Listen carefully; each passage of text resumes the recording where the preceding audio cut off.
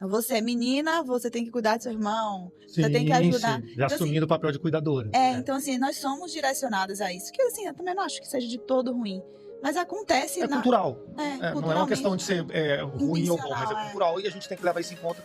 Quando a gente atende uma mulher, por exemplo, que ela pode estar com queixa de dificuldades atencionais, dificuldades de memória, dificuldades de dormir, ela pode estar, e essas queixas podem ser decorrentes do papel cultural da mulher, Isso. e não de uma doença neurológica ou uma doença psiquiátrica. Quando você assume o papel de mãe, você não deixa de assumir os outros papéis. Então, você soma papéis e realmente é uma sobrecarga. E a gente percebe isso na prática quando esse paciente chega com essa queixa. E quando a gente para conversar, para entender, para escutar o que ela está sentindo, você entende que realmente é um acúmulo de papéis e que às vezes é tentar só relaxar, respirar, que as coisas vão fluindo.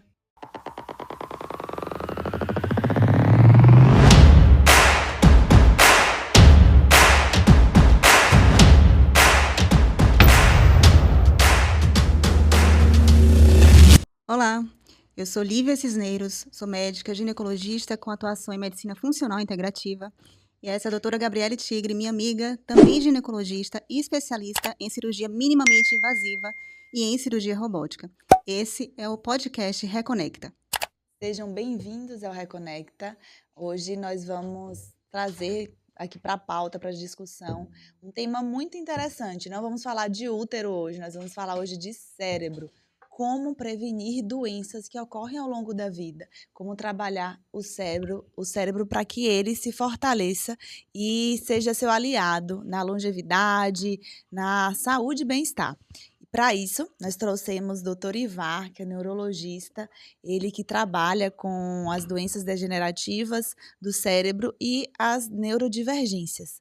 Doutor Ivar, um prazer ter você aqui com a gente. Hoje vamos falar desse tema que vai trazer realmente luz a muitas dúvidas, a muitas questões do mundo feminino, do nosso desenrolar aí da vida, das nossas questões, e vamos entender se a mulher realmente é um sexo frágil, se a mulher tem mais predisposição a ter essas questões, e como é que a gente pode prevenir isso ao longo da vida. Seja muito bem-vindo ao Reconecta. Muito obrigado, Gabriele, obrigado, Lívia. Muito obrigado pelo convite e pela oportunidade da gente conversar, né, sobre essas questões que são muito relevantes, né, para as mulheres e, consequentemente, para todos da sociedade, né, sobre a relação aí entre gênero e condições neurológicas e neuropsiquiátricas, né. Obrigado pelo convite e obrigado ao ouvinte do Reconecta. Espero aí agregar um pouco de informação para todos. Ivar, a gente está muito feliz de te receber, porque nós somos ginecologistas e a gente sempre fala que o nosso consultório acaba sendo um pouco terapêutico. A gente atende públicos de adolescentes a mulheres da pós-menopausa. E a gente vê que o cérebro feminino, ele também sofre as influências dos hormônios femininos, né? Dos hormônios sexuais ao longo das fases, ao longo do ciclo menstrual, né? Nós já somos diferentes No mês. a fase de cada mês. E nos marcos reprodutivos, né? Principalmente.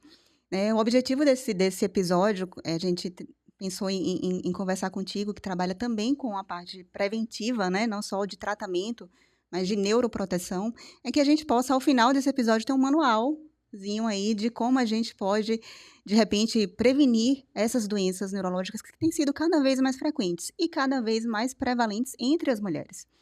Então, a primeira pergunta é justamente essa, se você observa no seu consultório, no seu dia a dia, e se você costuma abordar e reconhecer essas mudanças, essa influência dos hormônios nas patologias, né, da sua área, na neurologia, no caso das mulheres. Sim.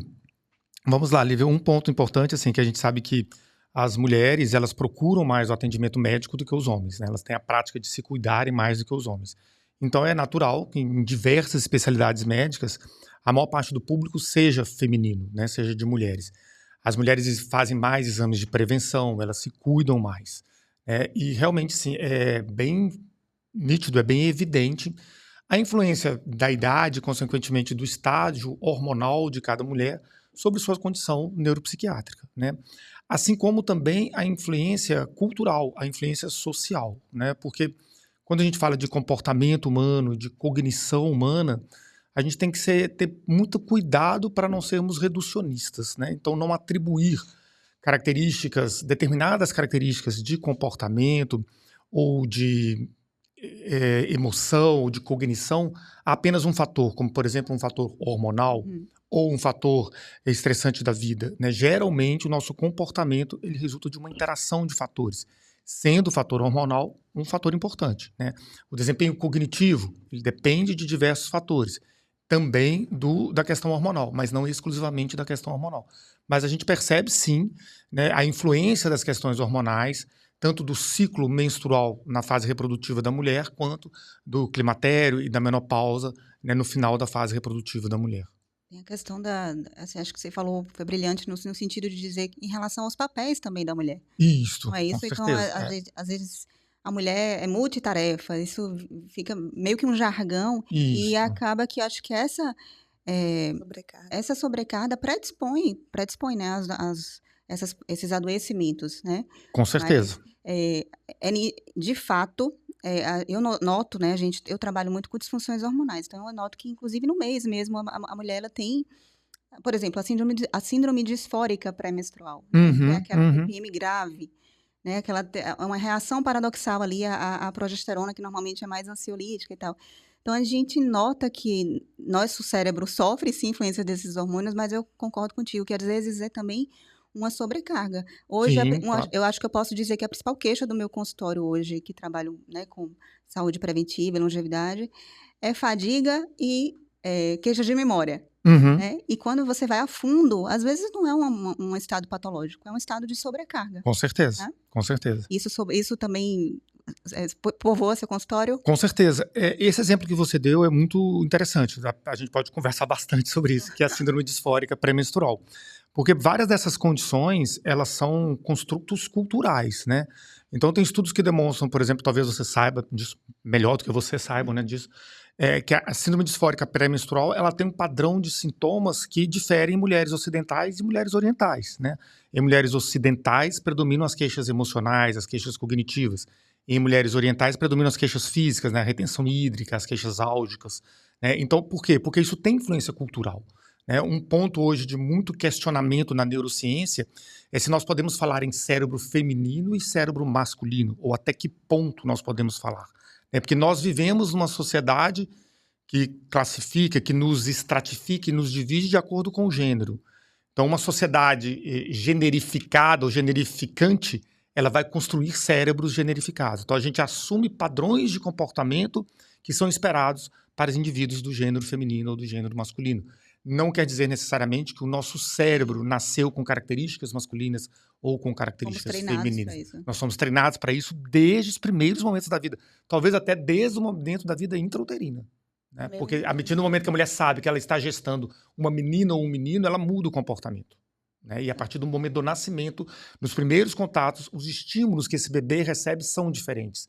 A forma de interação dos pais é diferente entre um bebê feminino e um bebê masculino. Interessante. Eu tenho um menino e uma menina em casa. Sim. E aí eu consigo... Você tem lugar de fala. Então eu consigo ver na prática, assim, que é algo que vai acontecendo, que quando você se dá conta, que você para pra perceber mesmo, existem caminhos que eles vão trilhando de forma espontânea, mas a gente é diferente com eles também. A gente se comporta diferente. A gente tolera comportamentos com um que com outro, às vezes, a gente não tolera. E eu acho que... E eu tento ter, né, esse olhar cuidadoso, porque...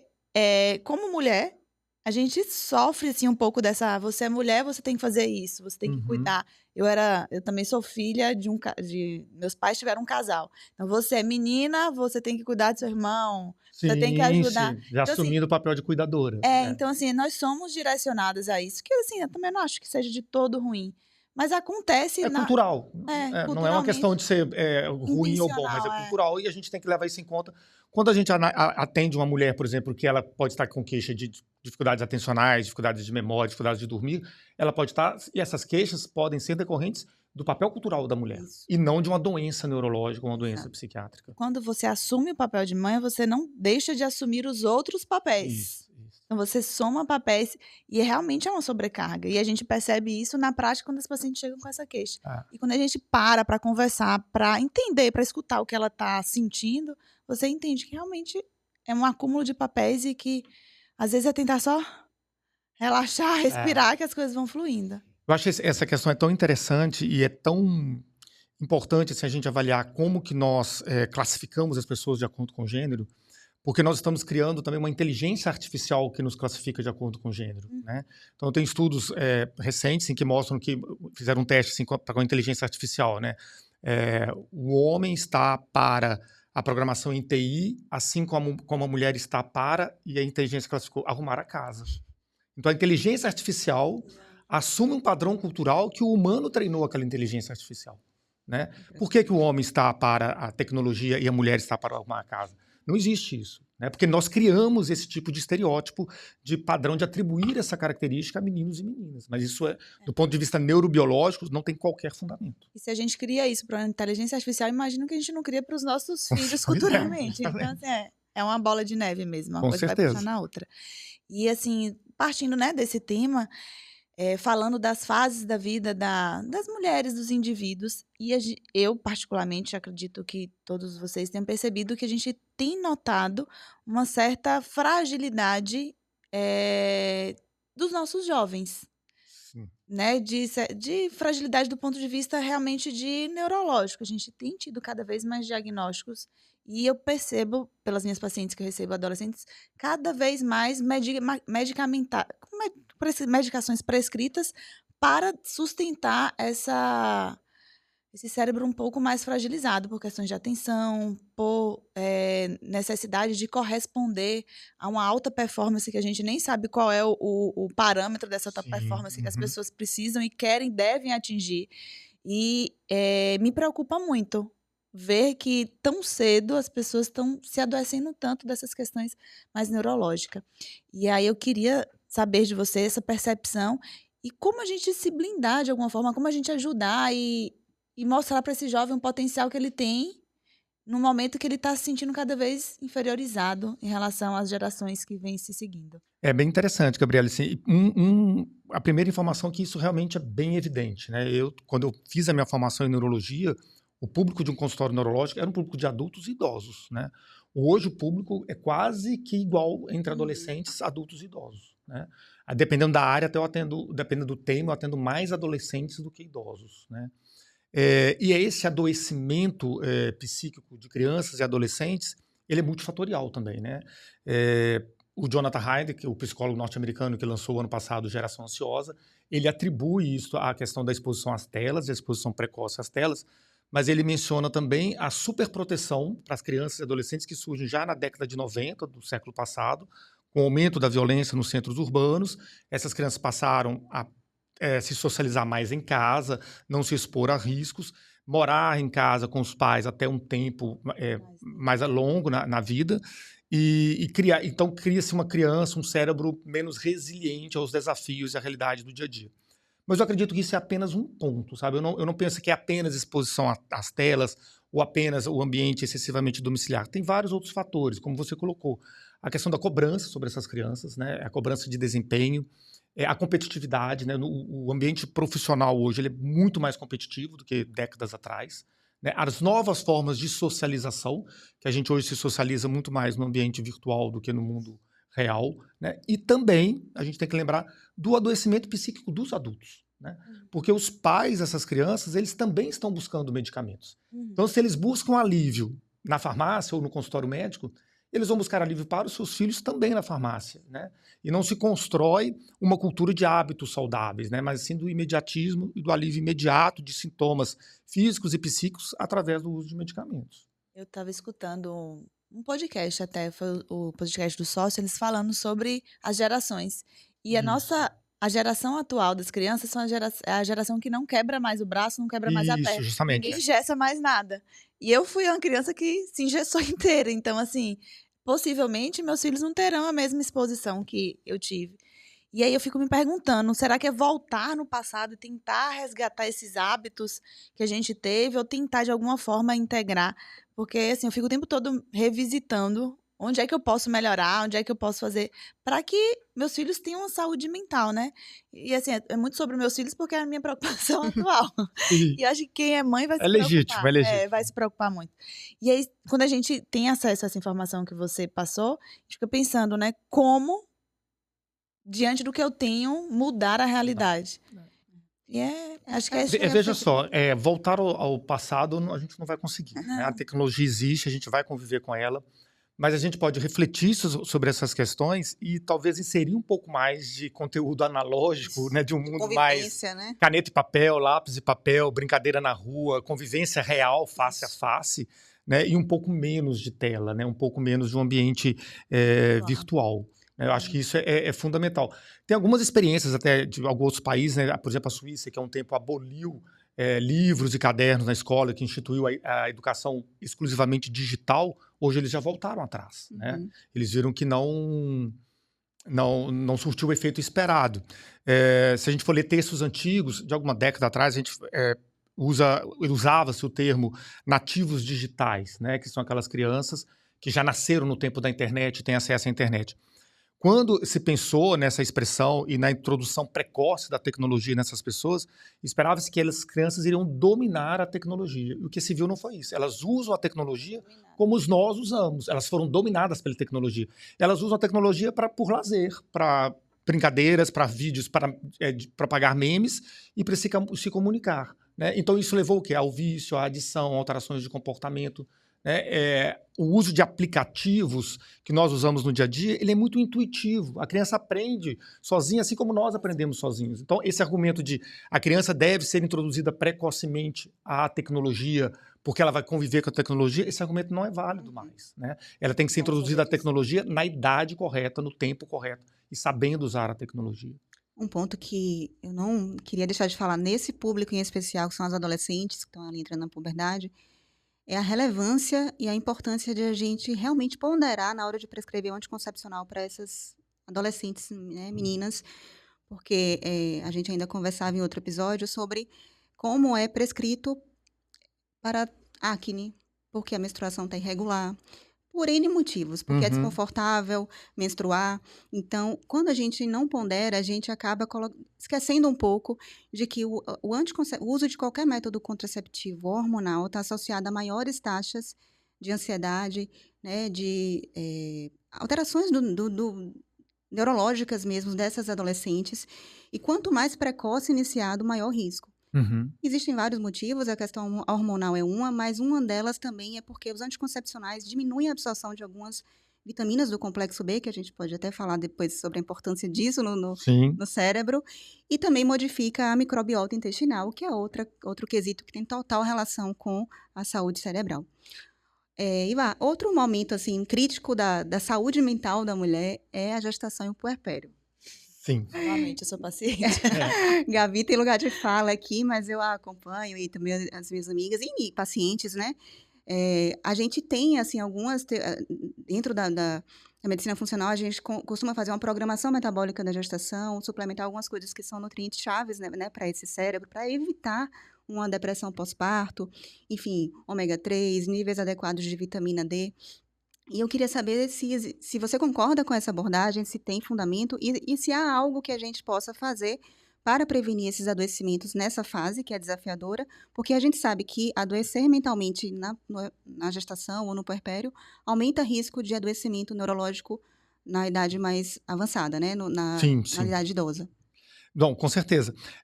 Um ponto, assim, do ponto de vista neurológico, na clínica neurológica, a gravidez, em algumas situações, para o neurologista é um período tranquilo, né? Por exemplo, a gente sabe que mulheres com enxaqueca, elas tendem a ter uma melhora durante a gravidez, durante a gestação, né? Assim como mulheres com esclerose múltipla, a incidência de surtos de recidiva da esclerose múltipla é menor durante a gestação, mas pode aumentar no puerpério. Então, muitas vezes, o período de risco para o acompanhamento neurológico é o puerpério, né?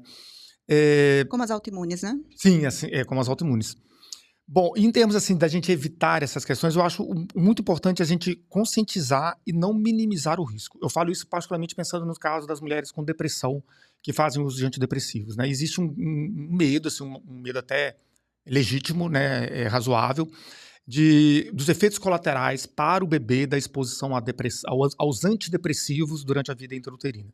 Mas a gente sabe que a recidiva de um quadro depressivo ou uma depressão pós-parto muito significativa também tem um impacto funcional muito significativo para a mulher e, consequentemente, para a saúde do bebê. Então, é muito comum na prática clínica a mulher estar em tratamento antidepressivo ou ansiolítico com o uso do antidepressivo e ela desejar a interrupção do tratamento precocemente. Né? E muitas vezes isso caracteriza um risco para ela. Né?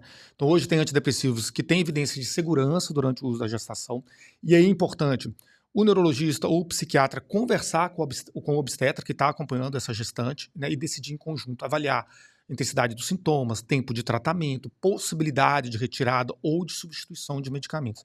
Então não minimizar esse risco, eu acho que é o passo inicial. Né, para a gente não correr risco desnecessário. Porque às vezes a gente retira a medicação, vamos proteger o bebê, mas a gente está expondo essa mulher e, consequentemente, a relação mãe-filho pelo risco de adoecimento no período puerperal. É perfeito o que você falou, e assim me gerou até uma dúvida de prática mesmo. Pacientes que são extremamente ansiosas, que têm depressão, que precisa até de multitratamentos, né? Várias medicações para controlar. E a maioria também está ali naquela fase meio que piorada a ansiedade, piorada a depressão, pelo desejo de engravidar, por estar vivendo esse momento, que é um momento que gera muita insegurança mesmo, instabilidade emocional. E aí eu sempre me pergunto, falo, gente, como será? Ela está aqui tá tentando se organizar e está nesse grau de estresse. E imagino, agora que eu passei por essa fase, imagino como será o pós-parto dessa mulher, né? Até fico meio compadecida, assim. Falei, meu Deus, sem ter tido nada, foi difícil. Imagine estando com esse grau de sofrimento, de ansiedade. E, assim, existe realmente um agravamento durante o puerpério dessas questões de ansiedade? E existe um risco de maior agravamento, um período de maior risco, né? Que a gente tem que estar mais atento a essas questões. Mas é um período de maior risco. Existe um risco para que o bebê também tenha algum grau de comprometimento relacionado a assim, um risco maior de ser ansioso no futuro, de ter depressão, o fato de ter tido uma mãe ansiosa nesse período? Não necessariamente o fato de ter a mãe ansiosa, né? Aí seria questões de risco poligênico, né? Se a mãe tem fator de risco poligênico e a criança também pode vir a ter. Mas quando a gente tenta retirar a medicação é o risco de efeitos teratogênicos de alguns antidepressivos. Né? Mas tem alguns antidepressivos que são mais seguros do que os outros. E um cuidado maior tem que ser com os anticonvulsivantes, em especial um, que é o ácido valproico, né? Que ele é comprovadamente teratogênico. Então, mulheres que usam ácido valproico, a gente tem que ter uma cautela maior, se for possível, substituir por outra medicação, inclusive antes da gestação. Uma pergunta bem leiga. A gente sabe que existem alguns fatores que podem contribuir com risco maior de TEA, de TDAH. Perfeito. Tanto de questões de suplementação vitamínica, como questões gênicas mesmo. Isso. Existe, assim, como de uma forma... Algo a fazer, né? Não só esperar a natureza agir, mas assim, vou tentar engravidar e eu gostaria de minimizar de alguma forma esse risco. Eu posso me preparar, fazer alguma programação, alguma suplementação? Sim. Não é nada garantido, a gente sabe que não é nada garantido. Justamente. E é multifatorial, né? Muitos casos de autismo, de TDAH, eles ocorrem pela associação de muitos fatores, né? Assim como a proteção, ela também é multifatorial. Alguns fatores a gente não pode intervir, por exemplo, idade materna e idade paterna. Né? Tanto a idade da mãe quanto a idade do pai, no momento da concepção, são fatores que influenciam no risco de autismo. Qual é essa idade? Se não me engano, é acima de 35 anos para as mulheres e 45 para os homens. Tá. O uso de antidepressivos já é comprovado que não interfere no risco de autismo. Outros fatores é a exposição à poluição atmosférica, que também é difícil da gente intervir, exposição a alimentos industrializados, que entra dentro da questão da microbiota, deficiência de vitaminas, exposição a álcool, drogas como THC e outras substâncias tóxicas, essas condições também aumentam o risco. E intercorrências durante o parto, né, o traumatismo durante o parto, a prematuridade extrema, esses são fatores de risco para essas outras condições. Certo. E aí a gente vai para a minha área queridinha da vida, que é de atuação, que é a menopausa, né? Vamos lá. É outro estágio desafiador aí que nós todos passaremos, né? A menopausa, ela é um momento de remodelamento cerebral, né? A gente tem modificações no hipotálamo, no córtex pré-frontal, são áreas relacionadas à linguagem, áreas relacionadas a controle de temperatura, né? Enfim, então as pacientes vêm com queixa de sono, de humor, de redução de perda de cognição, e aí eu sempre, felizmente, cada vez menos a menopausa deixa de ser vista apenas como uma doença do ginecologista, Sim. né? Porque, inclusive, o primeiro órgão a ser atingido, digamos assim, as primeiras manifestações de uma síndrome climatérica são neurológicas. São essas queixas de alterações de humor, de alteração de sono, de cognição, que são características da redução da progesterona e, em última análise, do estradiol também. Uhum. Então, a gente às vezes chama, eu costumo dizer à minha paciente que a perimenopausa, ela é uma puberdade reversa. É uma adolescência ao contrário, né? Inclusive, as variações hormonais, a gente tem gráfico demonstrando isso, são maiores do que no período da puberdade. Então, é muito desafiador, realmente. É um cérebro que está se adaptando a uma vida onde eu não preciso mais me preocupar em reproduzir. E isso, obviamente, né, gera aí uma modificação, né? Depois da pós-menopausa, isso até se estabiliza, mas até isso acontecer, é uma remodelação intensa e as pacientes vêm com muitas queixas. É um momento de maior índice de divórcios, suicídio, Uhum. né, altas taxas de início de antidepressivo, né? Muitas vezes essa paciente não se reconhece nesse momento, porque esses sintomas podem anteceder a menopausa em muitos anos, em até mais de 10 anos. E muitas vezes o colega ginecologista também a gente não foi treinado para olhar a mulher desse ponto de vista neurológico a partir, né, dos hormônios. Queria entender se na sua prática você tem recebido essas mulheres da transição menopausal, elas ainda menstruam, mas estão com ciclos irregulares, mas já não dormem bem, e aí vira uma bola de neve. Eu digo que o sono é o pilar dos pilares. Quando ele né, Isso. saiu do trilho, tudo começa a sair do trilho, porque ela já não acorda bem, acorda indisposta, já não faz exercício, faz escolhas alimentares piores para compensar aquela fadiga, né, aquela má disposição, enfim. E isso, consequentemente, piora a saúde cerebral dela, a saúde Com certeza. neurológica dela. Uhum. Então, qual é a sua abordagem nesse público, né? De que forma a gente pode ajudar essas mulheres a saírem desse ciclo vicioso? Bom, Lívia, realmente é um público muito comum no consultório, né? E hoje as mulheres, nesse período, na fase da vida, né, do climatério, elas nos procuram com duas dúvidas principais. Ou ela está preocupada em ter doença de Alzheimer, principalmente se há antecedente na família, né? Se o pai ou se o avô teve doença de Alzheimer, algum tio, e ela passa a ter lapsos de atenção, dificuldades de memória, ela vai nos procurar com essa dúvida. Se eu quero saber se eu tenho risco, o que eu posso fazer, ou se eu já estou no estágio inicial, porque eu estou tendo dificuldades de memória e não quero ter doença de Alzheimer. E hoje em dia também muita dúvida em relação ao TDAH. Se ela tem TDAH, porque ela está fadigada mentalmente, ela tem lapsos de atenção, tem dificuldade de memória, tem dificuldade de manter a atenção e a concentração em atividades prolongadas. E é importante saber, a menopausa é um período de risco para essas condições, né? Você falou do estradiol, né, o hormônio feminino, né?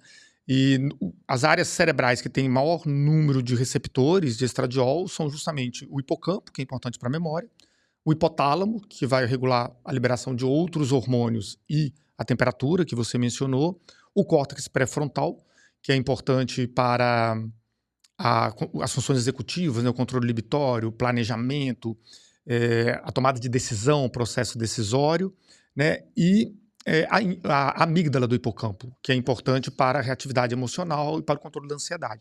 Então, são áreas que estão em relação íntima com essa questão de comportamento, emoções, cognição, memória, atenção, controle do nosso comportamento, controle dos nossos impulsos, né? E realmente, se o sono é inadequado, durante o dia, essa mulher está em risco maior de uma cascata de efeitos colaterais da noite insone, né? A compulsão alimentar, a desatenção, a impulsividade, a fadiga mental, os lapsos de memória, os erros e tudo mais.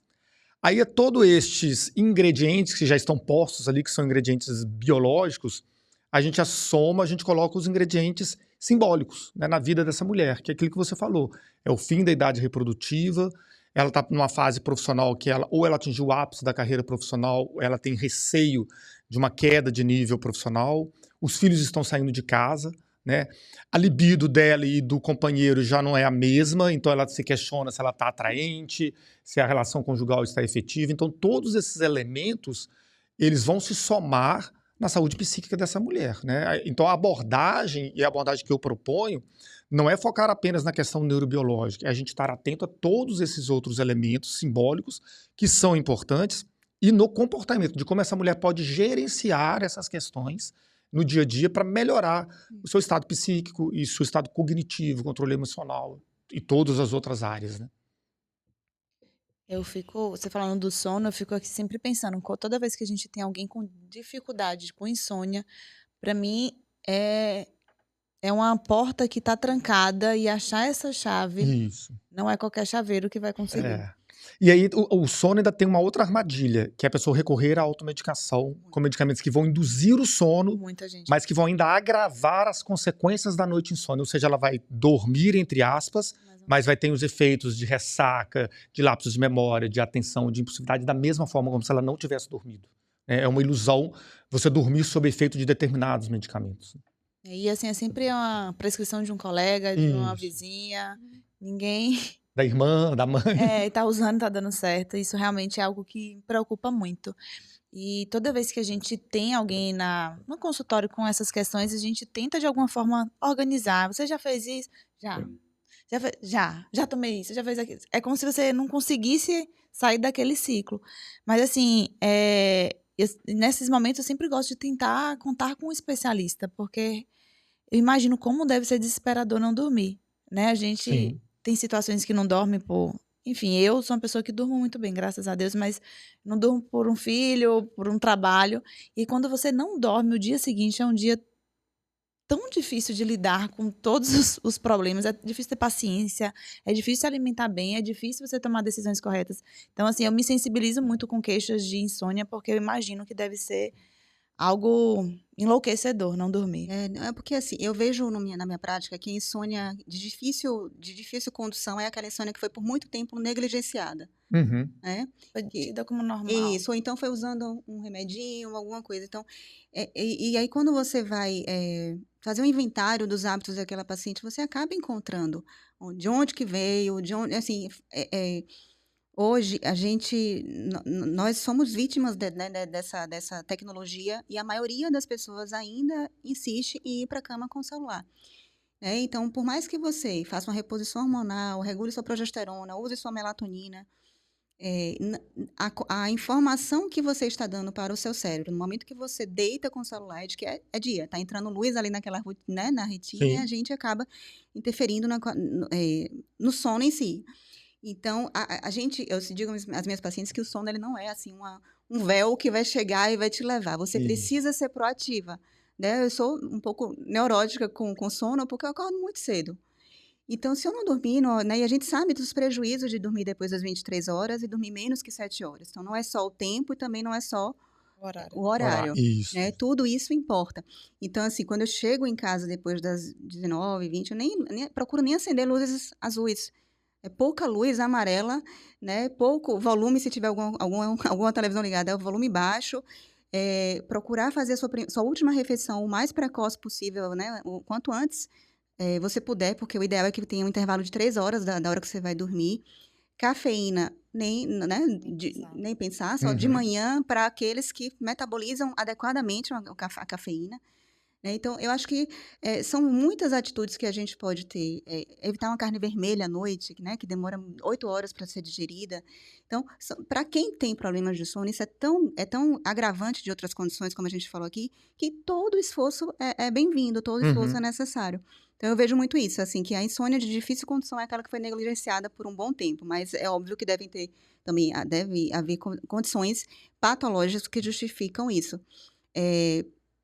A gente precisava falar sobre as doenças neurodivergentes. Sim, sim. Ainda hoje, no consultório, estava falando acho que eu falei com você, que atendi uma paciente na transição menopausal, ela está com 48 anos, né, já com sintomas de alteração de sono, de humor, e que teve um diagnóstico de TDAH há menos de um ano. Está tratando, né, fez investigação com o neurologista, foi para o psiquiatra, depois foi encaminhado ao neurologista e investigou por conta dessas alterações climatéricas, né? E aí diagnosticou um déficit de atenção. A irmã dela tem autismo, a irmã mais velha dela tem autismo, também diagnosticado recente, grau 1, e o filho, né, o sobrinho dela também. Então, eu queria entender, eu tenho visto cada vez mais, a gente tem estudado isso, porque não é um assunto tão popular, mas a gente tem estudado o quanto que a menopausa, a transição menopausal principalmente, tem sido um gatilho para abrir ou agravar esses quadros de neurodivergência. Queria saber se você tem também visto isso, e de que forma a gente pode ajudar essas mulheres, né? Essas mulheres que estão na transição, de que forma ela pode suspeitar, porque ainda é subdiagnosticado, né? Sim, Na sim. vida adulta. E principalmente em mulheres, né? Então, Veja só, Lívia, o TDAH é considerado uma condição, aliás, eh, corrigindo, né? A menopausa, o climatério, é considerada uma condição TDAH-like ou associada a TDAH secundário.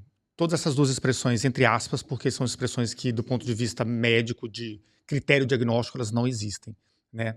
Não existe TDAH secundário, mas nós sabemos que pessoas que passaram pela Covid, a Covid longa, pessoas que apresentaram traumatismo crânioencefálico, mulheres que estão na menopausa, são condições que se assemelham muito ao TDAH, né? São muito semelhantes. Então, diante de uma mulher que está no climatério e que está na menopausa com essas queixas, ela pode apresentar um sintoma muito semelhante ao TDAH e não ter a condição TDAH como uma condição do neurodesenvolvimento.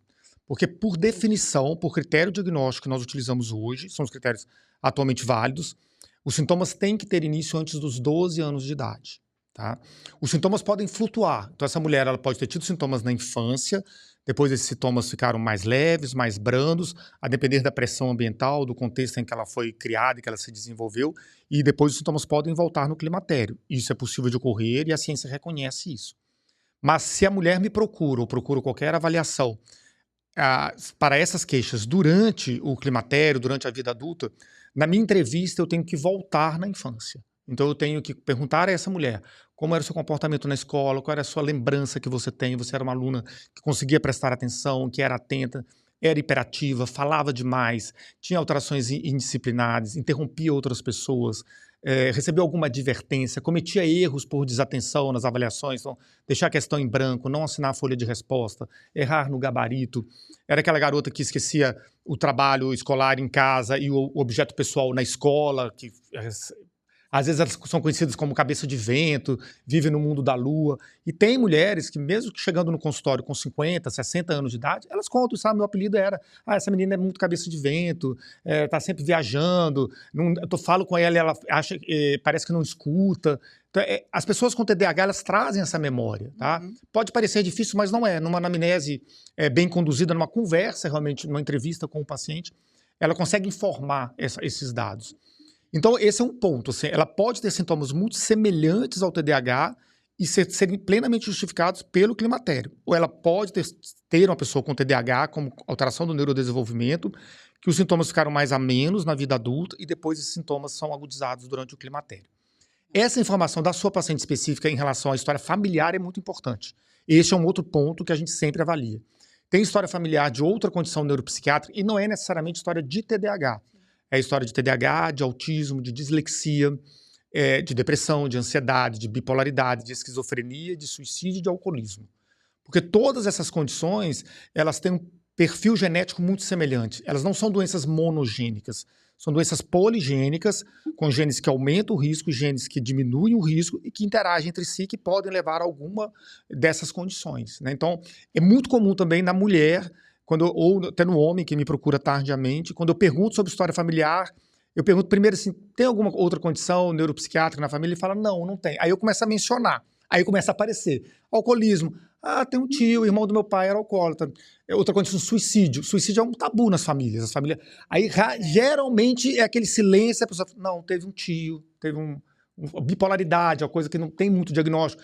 Às vezes eles falam assim, teve um tio que era muito explosivo, todo mundo brincava que ele era meio bipolar e tal. Tem muito ainda essa história de antepassados sem uma avaliação diagnóstica precisa, e isso é uma informação válida para a gente construir o diagnóstico. Sua fala me esclareceu muita coisa, porque enquanto a gente conversava aqui e falava sobre as questões, né, da menopausa, o que pode acontecer com o cérebro da mulher com a menopausa, e a gente pensa nas pessoas que têm TDAH, eu falei, gente, mas Como é que a gente vai saber se é TDAH ou se é menopausa? Porque tá tão Muito parecido. Porque, assim, é o que a gente espera, às vezes, na paciente com menopausa, essa questão de atenção, oscilação de humor, enfim. E aí, você falando isso, eu falei assim, agora sim, tô A chave contextualizada. é a infância. Por definição, o TDAH é uma alteração do neurodesenvolvimento. Então, os sintomas, antes até 2013, que era o DSM-4, os sintomas deveriam ter início até os 7 anos de idade. A partir do DSM-5, sintomas de início até os 12 anos de idade. Tá bom. E, assim, o que me preocupa muito, vendo como a gente tem se relacionado, como as pessoas têm vivido, é que, às vezes, eu tenho muitas pacientes que tomam um remédio para acordar e para estar ativa e porque elas querem produzir, ao mesmo ponto que ela toma algum remédio, ela se medicaliza para relaxar e para dormir. Então, a gente tem vivido esses extremos durante 24 horas, Sim. imagine durante a vida. E, assim, eu acho que nossa função aqui, nosso papel é tentar trazer uma vida saudável e descomplicada, né? Se você está tomando medicações opostas, vamos parar e refletir o que a gente pode Com fazer. certeza. Qual é a nossa Com parte, certeza. né? O que a gente pode É. fazer para melhorar isso daí? E aí eu acho que agora, esse momento, a gente já falou, né, de várias condições, de todas as fases, é tentar criar esse manual prático de coisas que não precisa estar prescrito num papel, né, que a gente Uhum. pode orientar para os nossos pacientes no decorrer do dia, da vida, quais as escolhas que a gente deve fazer, que vai nos conduzir para um afastamento do adoecimento e uma longevidade saudável. O que é prevenível? Vamos lá, muita coisa. Tem coisa genética que a gente Não. às vezes não tem como fugir. Eu Mas digo tem assim, coisa... qual é a parte que nos cabe? Exato. Mas acho que um ponto importante, Gabriela, na sua fala, é a gente não ter a genética como destino, né? Genética não é sinônimo de destino, principalmente na maioria dessas condições neuropsiquiátricas. Porque eu posso ter TDAH, eu tenho pacientes com TDAH que não fazem tratamento, Sim. eles não usam medicamento, né? Porque eles optaram por uma vida por menor pressão ambiental, né? Por menos compromisso. Eles se conhecem, então eles sabem que algumas características, por exemplo, administração financeira, administração de agenda, para eles é um fator estressante, então eles terceirizam esse fator. Sei que isso não é possível para grande parte da população, mas é uma maneira da gente exemplificar que é possível você minimizar o impacto, né? A gente tem que tomar cuidado, assim, da pessoa não vestir a camisa da identidade, da condição. Eu sou TDAH, então eu sou explosivo, eu sou desatento, eu vou cometer erros, eu sou desorganizado. Não, você pode modificar a sua expressão gênica. E tem alguns pontos, nós já falamos aqui, que são fundamentais. O sono, acho que é inegociável, né? Uma boa qualidade do sono é realmente o pilar para você ter um bom funcionamento cognitivo, gerenciamento emocional e socialização durante o dia. Prática de atividade física também é fundamental, né? Antes nós falávamos como atividade física como algo quase assim etérea, né? Faça atividade física que você vai se sentir bem. Hoje tem evidências, né, que a atividade física tem atuação sobre o cérebro. Alimentação saudável, né, por alterações da microbiota, e também nós percebemos isso no dia a dia, que uma alimentação mais rica em carboidrato, com índice glicêmico maior, altera a nossa atenção, altera a nossa capacidade de controle emocional. Bom, então, socialização real, né, então menos tempo de tela e mais tempo face a face. Criar vínculos, Criar com vínculos, pessoas de verdade. Isso, e vínculos valiosos, vínculos positivos.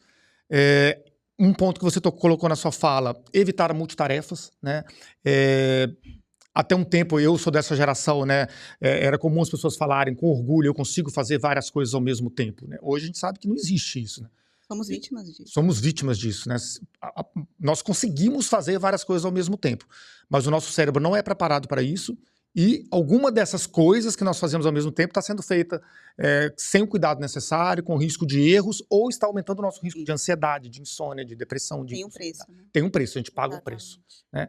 Então, várias dessas medidas, o combate ao estresse, né? Então, atividades de relaxamento, tempo de contato com a natureza, redução da iluminação artificial, são estratégias que vão reduzir o risco de falhas cognitivas e de alterações emocionais. Maravilha. Perfeita. Iva, queria te agradecer e vejam que no checklist de Iva, que é um neurologista, ou seja, um especialista, e é muito especialista mesmo, atende muito, sabe muito, tem uma rede social fortíssima de conscientização.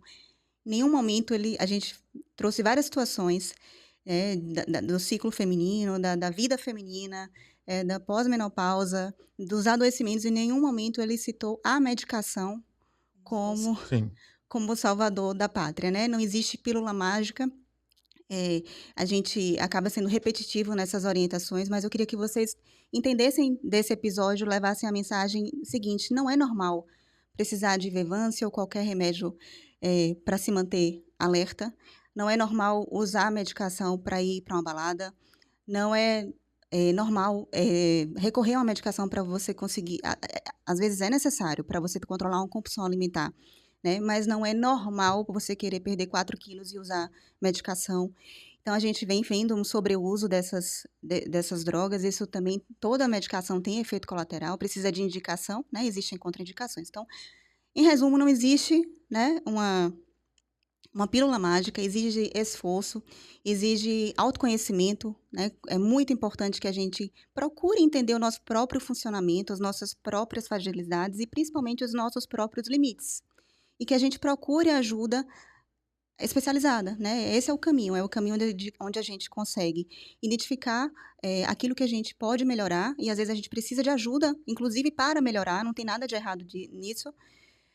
Mas que a gente não seja vítima desses modismos, usar remédio para acordar, remédio para dormir, remédio para se manter, para performar, exatamente.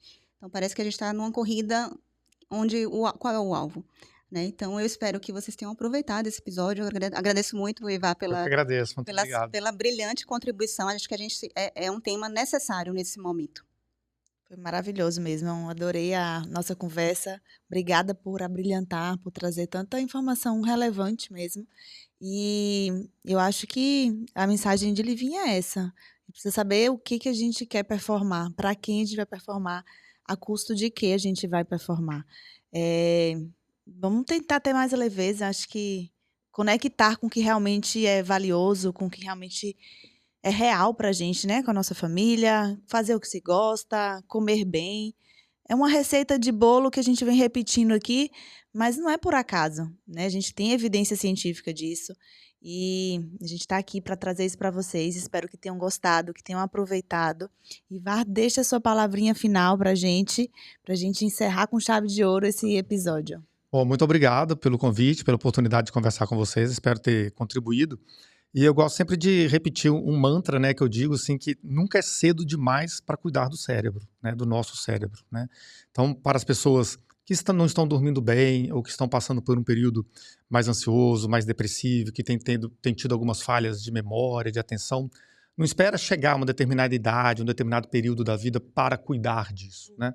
Procure uma avaliação, procure conversar com um profissional de confiança, um profissional qualificado que faça uma avaliação cuidadosa e cuide do cérebro, né? Cuide desse processo de envelhecimento. A gente não pode adiar, procrastinar, usando um termo aí bem contemporâneo, né? Procrastinar o cuidado com o cérebro só quando chegar na velhice, né? Ou para as mulheres, apenas quando chegar no climatério, na menopausa, né?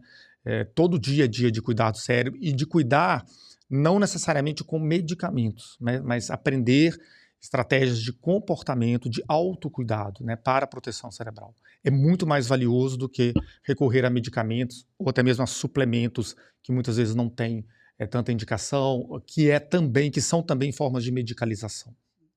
Perfeito. Então, se você chegou até o final desse episódio, compartilhe com quem você ama, com quem você quer cuidar, porque isso aqui é uma forma de cuidado. Não deixe de curtir, porque o algoritmo vai entender que esse episódio tem relevância e nós vamos nos ver no próximo episódio com mais assuntos que vão trazer para vocês melhor qualidade de vida.